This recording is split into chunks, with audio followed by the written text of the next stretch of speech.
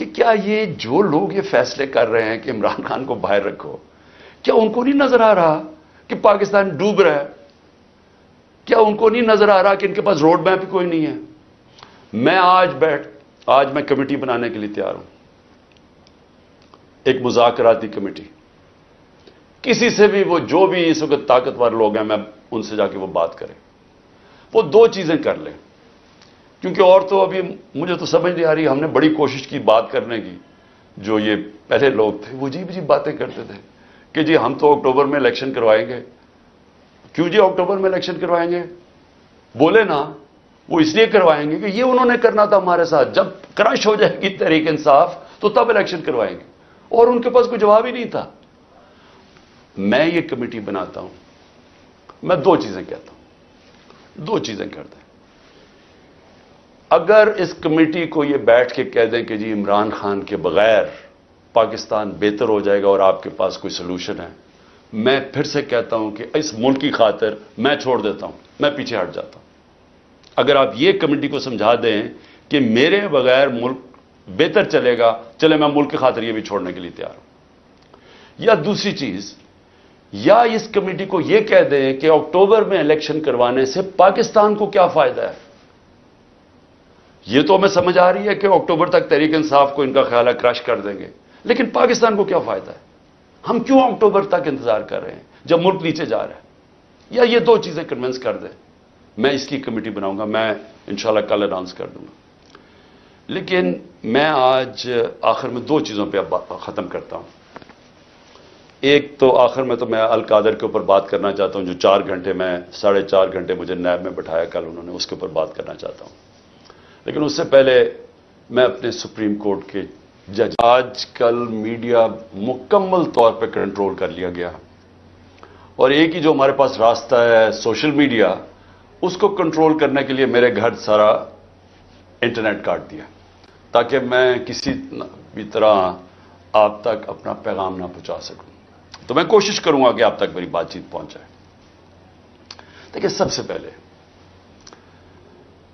میں نے جس طرح کی بربریت، بلکہ میں اس کو کہوں گا یزیدیت،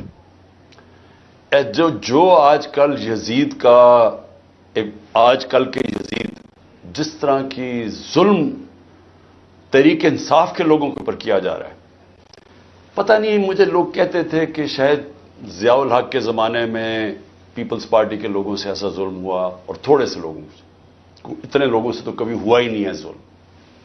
اس وقت 10,000 سے زیادہ ہمارے کارکنوں کو جیلوں میں ڈالا ہوا ہے، اور میں آپ کو یہ بتا دوں کہ اتنی مشکل حالات ہیں آج۔ آپ نے گرمی دیکھی ہے، گرمی کی انتہا ہے آج، چھوٹے چھوٹے پنجروں میں ان کو بند کیا ہوا ہے، کھانا ان کو صحیح نہیں مل رہا، پانی وہ ترستے ہیں وہاں، وکیلوں کو ملنے نہیں دیتے، کئی جگہ ہمارے وکیل ہی نہیں وہاں پہنچ سکتے، اور ان کو جس طرح یعنی کہ کوئی غیر ملک دشمن ہے اس طرح رکھا ہوا ہے۔ بلکہ غیر ملک دشمن بھی پرزنرز آف وار کے بھی حقوق ہوتے ہیں، یہاں تو صرف ان کو ایک کہ فائدہ اٹھاتے ہوئے جو کور کمانڈر کا گھر جلایا گیا، اس کا فائدہ اٹھاتے ہوئے پہلے سے پلان بنا ہوا تھا۔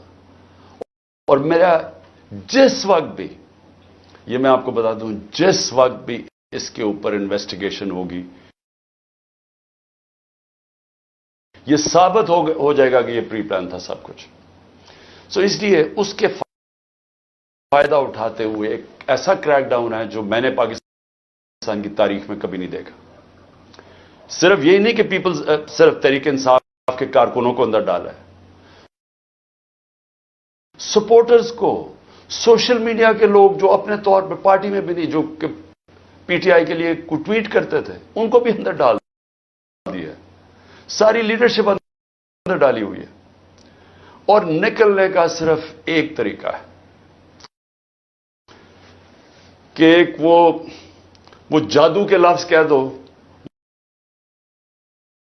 وہ جس طرح ہوتا تھا نا، کھل جا سم سم، آپ جادو کا لفظ کہہ دیں کہ جی میں تحریک انصاف میں نہیں ہوں تو آپ رہا ہو سکتے ہیں.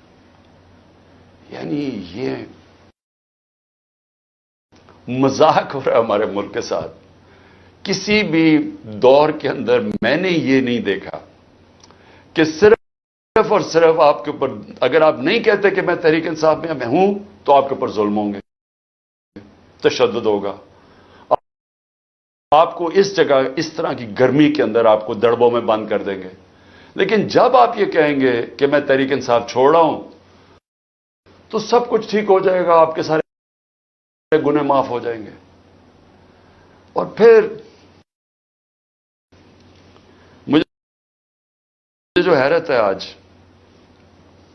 کہ کوئی ہیومن رائٹس کی آوازیں نہیں نکل رہی.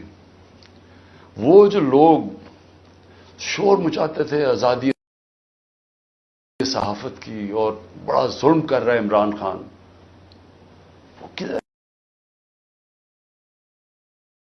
یعنی اب کدھر گئی ہے آزادی صحافت؟